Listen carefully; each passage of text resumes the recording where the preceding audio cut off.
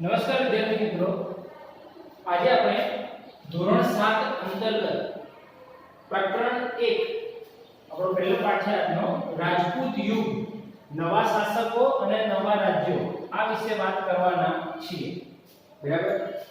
ભારતની અંદર રાજપૂત રાજાઓનું એક અનોખું યોગદાન છે. ભારતીય સંસ્કૃતિ, હિન્દુ સંસ્કૃતિને જીવંત રાખવામાં આ રાજપૂત રાજાઓનો વિશેષ પ્રદાન છે. એની સાથે સાથે રાજપૂત યુગનો અંત આવ્યા બાદ ભારતની અંદર અનેક નાના નાના રજવાડાઓ જે છે, રાજાઓ જે છે, એમનું શાસન અસ્તિત્વમાં આવ્યું. અને આજે નાના નાના રાજાઓ અસ્તિત્વમાં આવ્યા, જે લોકો લાંબા સમય સુધી સશક્ત અને બળવાન રાજ્યનું સ્થાપન ના કરી શકવાના કારણે અનેક વિદેશી આક્રમણકારોએ ભારત ભૂમિ ઉપર પોતાની પકડ મજબૂત બનાવી હતી. શરૂઆતની અંદર આપણે રાજપૂત રાજાઓ વિશે વાત કરીશું. બરાબર. ઈસવીસન 700 થી 1200 ના સમયગાળા વચ્ચેના 500 વર્ષ જે છે, આ 500 વર્ષ ઈસવીસન 700 થી 1200 આ 500 વર્ષના સમયગાળા દરમિયાન ભારતની અંદર ઉત્તર ભારત અને દક્ષિણ ભારત અને મોટા ભાગના જે રાજ્યો હતા એના ઉપર રાજપૂત રાજાઓનું શાસન હતું. જુદા જુદા રાજપૂત વંશના રાજાઓ જે છે આ 500 વર્ષના સમયગાળા દરમિયાન ઉત્તર અને દક્ષિણ ભારતના મોટા ભાગના પ્રદેશો ઉપર પોતાનું શાસન સ્થાપી ચૂક્યા હતા અને ત્યાં એમનું વર્ચસ્વ હતું. બરાબર. એટલે આ સમયગાળો જે છે જેને રાજપૂત યુગ તરીકે ઓળખી શકીએ છીએ. રાજપૂત રાજાઓએ આ સમયગાળા દરમિયાન ઉત્તર અને દક્ષિણ ભારતના રાજ્યો ઉપર જે પોતાનું શાસન કર્યું એને આપણે રાજપૂત યુગ તરીકે ઓળખીએ છીએ. પણ અહીંયાથી થોડીક પરિવર્તનની ઘટના ચાલુ થઈ કે જ્યારે 7મી સદીમાં સમ્રાટ હર્ષવર્ધન, છેલ્લો હિન્દુ રાજા જેને ગણી શકાય એવા સમ્રાટ હર્ષવર્ધનનું અવસાન થતાની સાથે જ ઉત્તર ભારતના અનેક નાના નાના વંશો જે છે તે અસ્તિત્વમાં આવ્યા. આ સમ્રાટ હર્ષવર્ધન જે છે એનું અવસાન થયું અને એનું અવસાન થતાની સાથે અનેક વિશાળ જે મોટું સામ્રાજ્ય હતું એ અનેક નાના નાના ટુકડાઓમાં વિભાજિત થઈ ગયું. બરાબર. આવું દક્ષિણ ભારતમાં મળ્યું. નર્મદા નદીના ઉત્તરનો ભાગ, ઉત્તર ભારતનું વિશાળ સામ્રાજ્ય, નર્મદા નદીનો દક્ષિણનો ભાગ હતો કે જ્યાં પુલકેશી બીજો એક દક્ષિણ ભારતનો બળવાન સશક્ત રાજા હતો કે જેના અવસાન બાદ પણ દક્ષિણ ભારતના વિશાળ સામ્રાજ્યનું પતન થયું અને અનેક નવા શાસકો, નવા રાજવંશો જે છે એ અસ્તિત્વમાં આવ્યા. તો આવી રીતે સમગ્ર ભારત જે છે એ ઉત્તર અને દક્ષિણમાં જે પુલકેશી બીજો અને સમ્રાટ હર્ષવર્ધન ના વિશાળ સામ્રાજ્યમાં વહેંચાયેલું હતું એનું હવે જુદા જુદા ભાગોમાં વિભાજન થઈ ગયું. બરાબર. એના પછીનો આપણો મુદ્દો જે છે એ રાજપૂત વંશના શાસકો અને એમની વિશેષતાઓની વાત છે. રાજપૂત રાજાઓ જે છે જે કઈ બાબતોમાં ખાસ હતા. તો સૌથી પહેલા આપણે રાજપૂત શબ્દનો અર્થ સમજીએ. રાજપૂત એટલે કે રાજપુત્ર, આ શબ્દનો અર્થ જે છે એ આવો થાય, રાજપુત્ર. બરાબર. આ અત્યારે તમને અંડરલાઈન કરી અથવા તો સર્કલ કરીને જે મહત્વના શબ્દો સમજાવું છું એ તમારા ઓબ્જેક્ટિવની કામની વિગત છે, ધ્યાન રાખજો. ઓકે. તો જેઓ મોટા ભાગે કેવા હતા તો કે બહાદુર અને ટેકીલા પ્રતિજ્ઞા લેતા હતા અને આજીવન એને પૂરી પાડવા માટે જી જાન લગાવી દેતા હતા. બહાદુર હતા, ત્યારે પણ યુદ્ધો કરવા ડરતા નહીં. બરાબર. ડરપોક નહોતા. બીજી બાજુ કોઈને આપેલું વચન, કોઈને વચન આપી દીધું હોય તો એ વચન પાળવા માટે એ પોતાના કહેલા વહેણ ખોટા ના પડે, પોતાના શબ્દો ખોટા ના પડે એ માટે અગર પ્રાણ, આ પ્રાણ એટલે પોતાનો જીવ આપવો પડે તો પણ એ આપીને શું કરતા હતા? એ પાળતા હતા. મતલબ બોલાયેલા શબ્દો જે છે એનું પાલન કરતા હતા. એમાં ક્યાંય એ ફરી જતા નહોતા. જીવ આપીને પણ પોતાના આ શબ્દો જે છે એનું પાલન કરતા. રણભૂમિ, બરાબર, એટલે કે યુદ્ધ ભૂમિ, એની અંદર એકવાર લડવા માટે ઉતરે, ચાહે માતૃભૂમિની રક્ષા માટે હોય, ચાહે પોતાના પર થયેલા આક્રમણથી મુક્તિ મેળવવાની હોય, કોઈ પણ સંજોગોમાં યુદ્ધ ભૂમિ કે રણભૂમિમાં દુશ્મન સામે લડતા હોય ત્યારે એને પીઠ બતાવી અને ભાગવાનું એ ક્યારે પસંદ કરતા નહોતા. યુદ્ધમાં લડતા લડતા શહીદ થવાનું પસંદ કરતા, ભાગવાનું ક્યારે પસંદ કરતા નહીં. એ હંમેશા મૃત્યુને પસંદ કરતા. કેસરિયા થયા. રાજકોટમાં એવું કહેવાય કે કેસરિયા થયા. લડતા લડતા માતૃભૂમિની રક્ષા માટે તે પોતાનું બલિદાન આપી દેતા હતા. રાજપૂતો ગાય અને બ્રાહ્મણોના હંમેશા રક્ષક રહ્યા છે. એ લોકોની ક્યારે હત્યા નહોતા કરતા અને હત્યા કરતા રોકતા પણ ખરા બીજાને. બરાબર. આ રાજપૂતો જે છે જે ગાય અને બ્રાહ્મણના રક્ષક હતા. રાજપૂત રાજાઓના શરણે કોઈ આવે, બરાબર, કોઈને આશરો જોઈતો હોય, આશરો તમે કહી શકો અથવા મદદ પણ કહી શકો, તો એમની પાસે જે કોઈ પણ આશરો લેવા આવે, મદદ માટે આવે, બરાબર, તો એનું પણ કોઈ પણ ભોગે એ રક્ષણ કરતા હતા. જરૂર પડે તો આવી બાબતોમાં એ પોતાનો જીવ આપી દેતા અને આવી રીતે બહાદુરીપૂર્વક એ લોકોની સમક્ષ રજૂ થતા. પોતાની બહાદુરી જે છે એના માટે આ રાજપૂત રાજાઓ તો જાણીતા હતા, પણ એની સાથે સાથે ક્ષત્રાણીઓ, એમની પત્નીઓ જે છે, માતાઓ, બહેનો, એ પણ ખૂબ જાણીતા હતા. હવે એના પછી આજે આપણે રાજપૂતાણીઓ, રાજપૂત શાસકો જે છે એમની પત્નીઓ, એમની વિશેની કેટલીક વાતો જાણીએ અને સમજીએ. ભારતની અંદર જેમ રાજપૂત રાજાઓ જે છે એ એમના વર્ચસ્વ, શૌર્ય, બલિદાન એના માટે જાણીતા હતા, એવી જ રીતે ભારતભરમાં રાજપૂતાણીઓ જે હતી આ પણ એમના બલિદાન, શૌર્ય અને અનેક બીજી બાબતો માટે દુનિયાભરમાં જાણીતી હતી. આ રાજપૂતાણીઓ વીરત્વ એટલે વીરતા એ ઉપરાંત એના માટે ખાસ વિખ્યાત હતી દુનિયાભરમાં. ભારતીય રાજપૂતાણીઓ વીરત્વ માટે વિખ્યાત હતી. યુદ્ધ ભૂમિમાં પોતાના પુત્રને અથવા પોતાના પતિને તે હસતા મુખે વિદાય આપતી.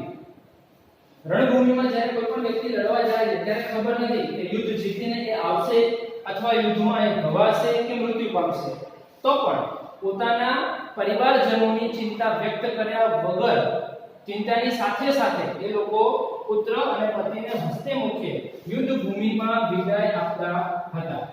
બરાબર. આ ઉપરાંત આજે રાજપૂતાણીઓ હતી એ સતીત્વ, ત્રણ બાબતોને ખાસ ધ્યાન રાખવું, નિડરતા અને સત્ય, એના માટે પોતાનો જીવ પણ આપી દેતી. ફરીથી પ્રાણ એટલે જીવ, બરાબર, સતીત્વ, નિડરતા અને સત્ય. જ્યારે કોઈ પણ રાજપૂત રાજા છે, આ રાજપૂત રાજાનું અવસાન થાય ત્યારે એની પતિ જે છે એ જોહર કરે એટલે કે સતી થઈ જાય. એક અગ્નિકુંડ, જ્વાળા કુંડ તૈયાર કરવામાં આવે અને એની અંદર બધી જ રાજપૂતાણીઓ જે છે જે સ્વેચ્છાએ પોતાના જીવનો ત્યાગ કરી દે. નિડરતા અને સત્ય, એના માટે પોતાના પ્રાણની પણ પરવા કરતી નહીં. આવા અનેક ઉદાહરણો આપણને પણ મળ્યા છે કે જ્યારે રાજપૂતાણીઓ તલવાર ઉઠાવવાનો વારો આવ્યો હોય, બરાબર, તો તલવાર લઈ અને એ રાજપૂતાણીઓ રણ મેદાને લડતી પણ આપણને જોવા મળે છે. માતૃભૂમિની રક્ષા માટે સંકટ આવે ત્યારે આવી રાજપૂતાણીઓ જે છે જે ભારતમાં તલવાર લઈ અને લડતી પણ નજરે પડેલી છે. આમ ભારત ભૂમિમાં આ રાજપૂત શાસકો જે છે જે તેમની વીરતા માટે દુનિયાભરમાં જાણીતા હતા. વીરતા, સાહસ અને શૌર્ય એના માટે ખૂબ જાણીતા હતા. ઇતિહાસમાંથી આવા રાજપૂત રાજાઓના વિશેના આપણને અનેક પ્રસંગો જે છે એ જાણવા મળે છે, જેમાં મહારાણા પ્રતાપ હોય, બરાબર, એ ઉપરાંત અનેક બીજા શાસકો જે છે જેમની આવી વીરતાપૂર્ણ કહાણીઓ જે છે જે આપણે જોઈ શકીએ છીએ. ઓકે, ધોરણ 7 સામાજિક વિજ્ઞાન અંતર્ગત આજે આપણે સમ્રાટ હર્ષવર્ધનના અવસાન, ઉત્તર ભારતમાં અને દક્ષિણ ભારતમાં પુલકેશી બીજો જે હતો એના અવસાન બાદ ઉદ્ભવેલા નવા રાજવંશો જે છે એની આપણે વાત કરીશું. સૌથી પહેલા આપણે ઉત્તર ભારતના જે નવા રાજવંશો જે છે એની વાત કરીએ. તો ઉત્તર ભારતની અંદર સમ્રાટ હર્ષવર્ધનના અવસાન બાદ નવા જે રાજવંશો ઉદય થયા, બરાબર, ગુર્જર સામ્રાજ્યના પતન બાદ 7 વંશો જે છે એનો આપણે અભ્યાસ કરવાનો છે. જેમાં કનોજ જે છે એનું ગઢવાલ રાજ્ય, બરાબર, મધ્યપ્રદેશના બુંદેલખંડનો જે પ્રદેશ છે આ બુંદેલખંડ પ્રદેશમાં ચંદેલ રાજપૂત રાજાઓ જે છે એમનું શાસન હતું. માળવા જે છે જ્યાં પરમાર વંશના શાસકોનું શાસન આપણને જોવા મળ્યું. તો ગુજરાતનો અણહિલવાડ પાટણ એટલે કે અત્યારે હાલ પાટણના નામથી જાણીતું છે એ અણહિલવાડ કે જ્યાં સોલંકી વંશના રાજાઓએ ઘણા બધા વર્ષો સુધી શાસન કર્યું. દાહરનું ચેદી રાજ્ય, આ ઉપરાંત સાકંભરી, બરાબર, રાજસ્થાનનો જે ભાગ છે સાકંભરી, એમાં ચૌહાણ વંશના શાસકોનું શાસન મહત્વનું હતું. અને દક્ષિણ રાજસ્થાન જેનો જે ભાગ હતો ત્યાં ગોહિલ વંશના શાસકો જે છે એમનું શાસન હતું. એટલે ઉત્તર ભારતની અંદર આ નવા રાજવંશોનો ઉદય થયો. હવે દરેક વિશે આપણે જે પાઠ્યપુસ્તકમાં સમજ આપી છે એ મેળવવાનો પ્રયત્ન કરીએ. સૌથી પહેલા આપણે ગઢવાલ રાજ્ય જે છે એની વાત કરીએ. તો આ ગઢવાલ રાજ્ય જે છે એનો સ્થાપક કોણ હતો? તો આ ગઢવાલ રાજ્યના સ્થાપક જે હતા એ ચંદ્રદેવ હતા. બરાબર. આ રાજ્યની રાજધાની જે છે એ પહેલા કનોજ હતી અને ત્યારબાદ એને કાશી બીજી રાજધાની બદલી. એટલે આ રાજ્યની રાજધાની જે છે ગઢવાલ રાજ્યની એ બે છે, કનોજ અને કાશી. બરાબર. વિકલ્પો અથવા તો કોઈ પણ પ્રકારના ઓબ્જેક્ટિવ માટે તમારે આ વસ્તુઓ જે છે એને યાદ રાખવાની છે. આ વંશની અંદર જે પ્રતાપી અને સશક્ત શાસકો થઈ ગયા એની અંદર મદનચંદ્ર અને ગોવિંદચંદ્ર બે શાસકોનો ઉલ્લેખ છે. મદનચંદ્ર અને ગોવિંદચંદ્ર ગઢવાલ રાજ્યના સશક્ત અને મજબૂત શાસકો હતા. એ પૈકી ગોવિંદચંદ્ર વિશે જે છે આપણે કેટલીક બાબતોનો અભ્યાસ કરવાનો છે. ગઢવાલ રાજ્યનો સૌથી પ્રતાપી અને પરાક્રમી જે રાજા હતો એ ગોવિંદચંદ્ર હતો. ગોવિંદચંદ્ર જે છે એ પ્રતાપી અને પરાક્રમી આ કુળનો રાજા ગણવામાં આવે છે, જેણે ભારત ઉપર મોહમ્મદ ગઝનીના આક્રમણને અટકાવવામાં ખૂબ જ મહત્વની ભૂમિકા ભજવી હતી. મોહમ્મદ ગઝની જે છે એના આક્રમણને ભારત પર થતા અટકાવવામાં એનો ફાળો સવિશેષ હતો. આ ઉપરાંત ગોવિંદચંદ્રે બૌદ્ધ વિહારો જે હતા, બરાબર, બૌદ્ધ ધર્મના વિહારો જે હતા એનો જીર્ણોદ્ધાર એટલે એને સમારકામ કરાવી અને ફરીથી બૌદ્ધ ધર્મને ભેટ આપી હતી. એટલે આ શાસક વિશે આ ત્રણ બાબતો જે છે જે તમારે ખાસ યાદ રાખવાની. ગોવિંદચંદ્ર એટલે ગઢવાલ રાજ્યનો સ્થાપક, બરાબર. બીજું કે એ આ રાજ્યનો પ્રતાપી અને પરાક્રમી રાજા હતો જેને ભારત પર ગઝનીના આક્રમણને અટકાવવામાં મહત્વની ભૂમિકા ભજવી હતી. અને ત્રીજી બાબત કે બૌદ્ધ વિહારો જે હતા એનો જીર્ણોદ્ધાર કરાવ્યો હતો. ઓકે, એના પછી આપણો જે બીજો વંશ જે છે આપણે કનોજ વંશના ગઢવાલ રાજ્યની વાત કરી. એના પછી હવે આપણે વાત કરીશું મધ્યપ્રદેશમાં આવેલા બુંદેલખંડ પ્રદેશમાં ચંદેલ વંશના જે રાજપૂત રાજાઓનું જે શાસન હતું એનું. બરાબર. આ રાજ્ય પાછળથી બીજા જેજાભુક્તિ ના નામથી જાણીતું થયું હતું. જેજાભુક્તિના નામે ઓળખાયું હતું. આ વંશની અંદર પહેલો રાજા યશોવર્મા, કીર્તિવર્મા, પરમહૃદેવ જેવા શાસકો થઈ ગયા હતા. આપણને ત્રણ શાસકોના નામ આપેલા છે. આ વંશના શાસકો દ્વારા અનેક પ્રજાલક્ષી કાર્યો કરવામાં આવ્યા હતા. આ વંશના શાસકોના મુખ્ય નગરો જે હતા, બરાબર, બુંદેલખંડના ચંદેલ વંશના રાજપૂત રાજાઓના મુખ્ય નગરોમાં ખજુરાહો, કલિંચર અને મહોબા જે છે એનો સમાવેશ કરવામાં આવે છે. જેની અંદર ખજુરાહો જે છે જ્યાં ચંદેલ વંશના રાજપૂત રાજાઓએ લગભગ 80 જેટલા ભવ્ય મંદિરોનું નિર્માણ કરાવ્યું હતું. અને આ મંદિર, આ 80 જેટલા જે ભવ્ય મંદિરો બનાવ્યા છે એના કારણે એ આજે એક તીર્થ સ્થાન તરીકે દુનિયાભરમાં જાણીતું બનેલું છે. ખજુરાહોના મંદિરની શિલ્પ સ્થાપત્ય કલા જોવા માટે દેશ વિદેશથી દર વર્ષે હજારો પ્રવાસીઓ આવે છે. બુંદેલખંડની અંદર આ રાજપૂત રાજાઓ દ્વારા ધાર્મિક મકાનો અને જળાશયો બનાવવામાં આવ્યા હતા. ધાર્મિક મકાનો અને જળાશયો બંધાવી આ નગરને સુશોભિત કરવાનું કામ જે છે એ એમણે કર્યું હતું. એના પછી હવે આપણે માળવાના પરમા રાજ્ય વિશે વાત કરીશું. માળવાનો પ્રદેશ જે છે તેમાં મધ્યપ્રદેશમાં આવેલો છે. આ પ્રદેશ પ્રાચીન કાળથી બે નામ ધારણ કરી ચૂકેલો છે, એક અવંતી અને બીજું ઉજ્જૈની. આ બંને નામથી પ્રાચીન કાળથી માળવાનું રાજ્ય જે છે એ જાણીતું છે.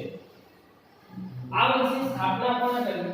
તો ઈસવીસન 820 માં આ વંશનો રાજા હતો કૃષ્ણરાજે આ વંશની સ્થાપના કરી.